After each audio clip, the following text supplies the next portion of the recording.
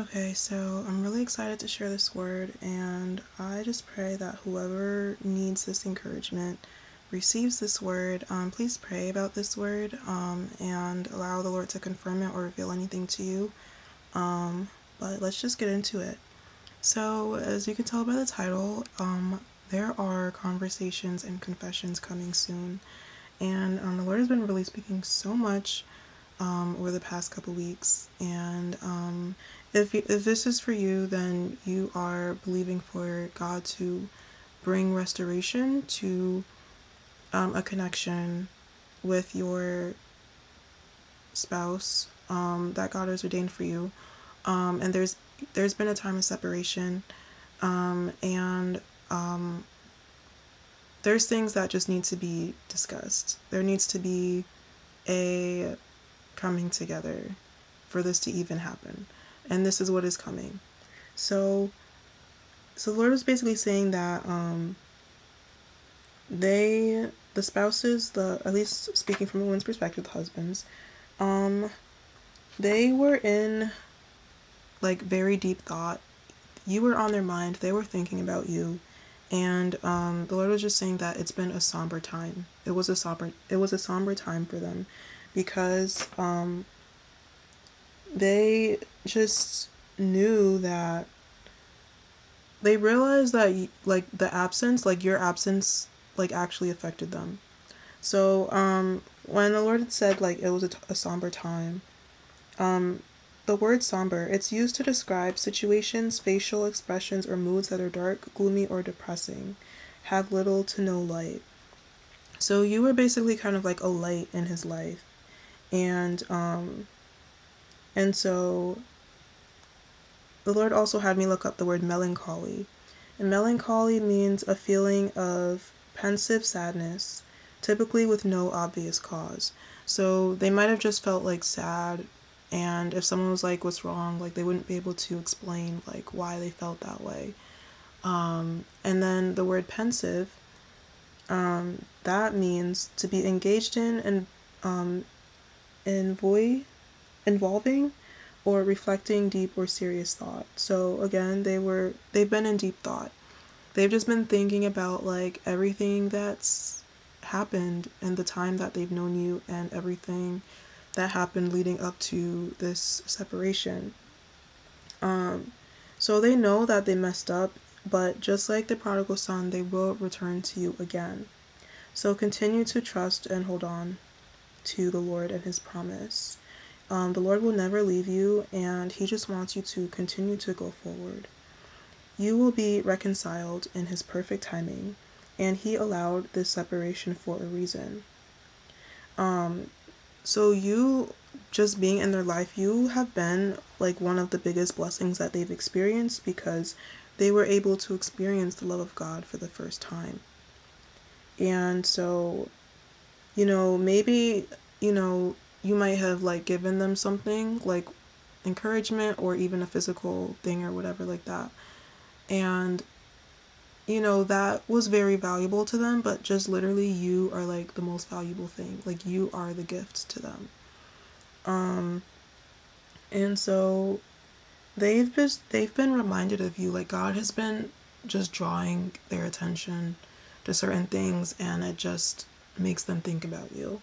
So as much as they want to like hide or appear that they're fine or that they don't need you, or they're, can go about their life without you, like God's not allowing that, because he's continuing to put you in their mind and press your name in their heart. So they're in deep thought. They're feeling like they weren't really worthy of any, like the way you treated them. You treated them like with kindness, with love, with grace, with forgiveness, and they feel like they don't deserve that.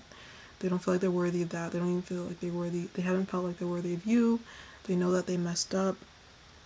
And the Lord was saying like he knows that he fumbled you. And so I looked up fumble, and it says in slang, fumble means to mess up or handle something clumsily, especially in a social or romantic context. It can also refer to missing an opportunity or being awkward. Essentially, it's when someone makes a mistake that ruins their chances with someone else.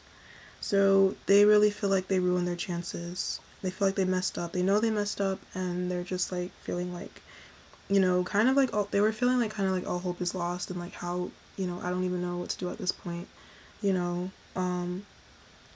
So the Lord is saying like it's time for him to take accountability, and and the Lord was just reminding me of the story of the prodigal son in the Bible, and he was saying, like it was during the time when he had no resources left that he came to his senses. And so the Lord is saying this is the time of the spouses coming to their senses, because it's when they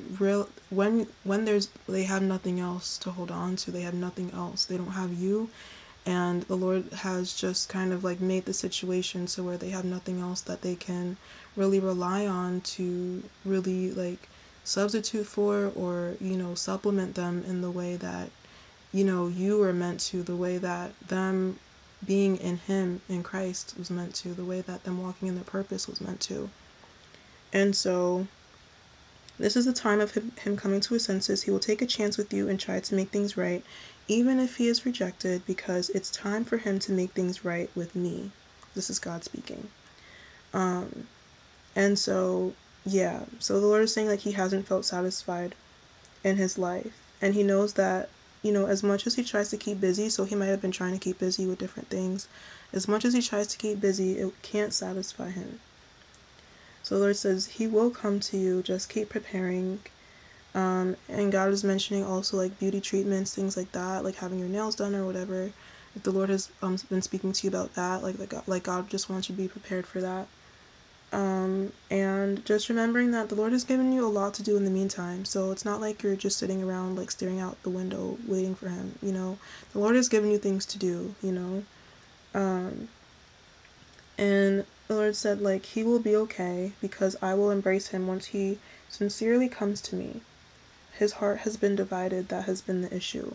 So the Lord is basically saying like, the issue with, them messing up and them, just what led up to the separation, everything like that. His heart was divided. So I looked up the word divided. It means having conflicting opinions, interests, or emotions. And so, they were not fully committed to you or to the Lord. And so their heart was divided, and so that was the issue.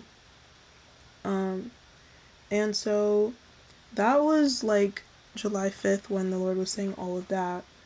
But now, like, things have,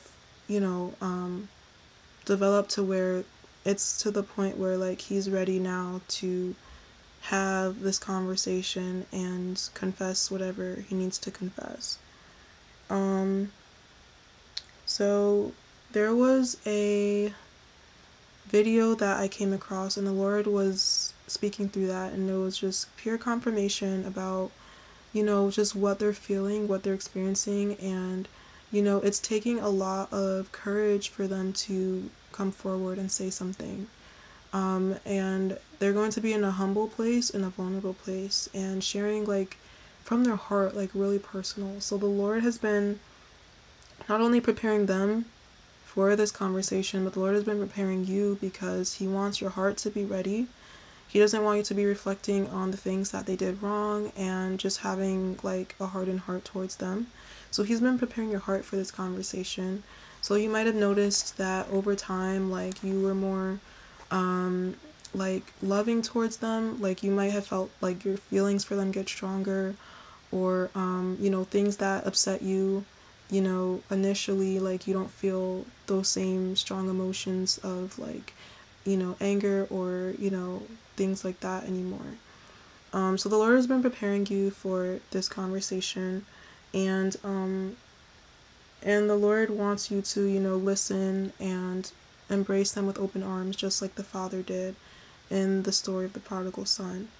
And so the Lord also had me, I'm gonna link that video down below. It's like about 12 minutes long, but it confirms so much about like what they're thinking and how they're feeling and what they want to say, and like why, it's taken so much for them to come forward and finally share with you, and apologize and things like that. So, there were a few songs that, just confirmation through these songs. So one of them is called My Love by Lionel Richie. And just reading a little bit of the lyrics. I've been through so many changes in my life, woman. It's a wonder I ain't lost my mind, and I ain't never said how much I need you, sugar, but I sure need you by my side. My love, just thinking about you, baby, just blows my mind. My love, just thinking about you, baby, just blows my mind all the time. Life with me, I know for sure it ain't been easy, but you stayed with me anyway. Even though you ain't gonna lose too much by leaving, I'm so glad you stayed. So then it repeats the chorus again, and then the bridge says, you've been my friend and you've been my lover, oh Lord, honey, you're everything I need. You've made my love so strong, now I know where I belong. Oh girl, you'll never have to worry, oh baby, anymore, anymore. So then it's just the outro, my love, just thinking about you, baby, just blows my mind. So yeah, like, they've been thinking about you, and they realize like that you are a precious gift from God, and they want to stay with you, they want to be with you. And speaking of that, the other song is called I Want You Around by Snow Angela. I think that's how you say her name. And I'm not reading all the lyrics of it, but just like the first part, saying it's not that I don't want you here. Yeah, it's something about the way you stare into my eyes. I know that I don't make things clear, no. I fall for you every time I try to resist you. So they've tried to, stuff everything down and keep pushing, but they can't resist. So then it says, we can get away, palm trees, beach views, ordinary day. All I want to hear is inner visions on replay and sit right next to you. I try not to show how I feel about you, thinking we could wait, but we don't really want to. I just want to get away and sit right next to you. I don't want to kiss you, yeah, I just want to feel you. I want you around, around, around, I want you around. So like, they just have like this, like when you're around, it's just brings light to them. Like, they feel revived, they feel refreshed, and it's because, you are meant for them and you carry the presence of God. So the other song is called When Can I See You by Babyface. So it says, when can my heart beat again? When does the pain ever end? When do the tears stop from running over? When does you get over it begin? I hear what you're saying, but I swear that's not making sense. So when can I see you? When can I see you again? When can my heart beat again? When can I see you again? When can I breathe once again? And when can I see you? When does my someday begin? When I'll find someone again? And what if I still am not truly over? What am I supposed to do then, babe? Do you see what I'm saying? Even if it's not making sense? So when can I see you? When can I see you again? When can my heart beat again? When can I see you again? And when can I breathe once again? So basically, you're like a breath of fresh air to them, and they'll be able to finally breathe and rest once they're finally joined with you. So I also wanted to share a few prophetic numbers, just as confirmation that I was seeing. So I've been seeing 542 so much, and it means craftsman, artisan, or skilled workman. It denotes a master artisan whose work is characterized by skillful precision, reliability, and aesthetic excellence. So the Lord is a master craftsman, and he is, forming and molding and shaping these unions. Another number is 318, which in the Strong's Greek, it means necessity or compulsion. So a strong force needed to accomplish something. So basically, the Lord is like saying like it's necessary that you reach out. He's kind of putting it on them to reach out to you. The next number is 312. And that means to announce a report. Conveys the act of making something known that was previously unknown. Whether by like declaring or reporting. So they're going to declare how they truly feel.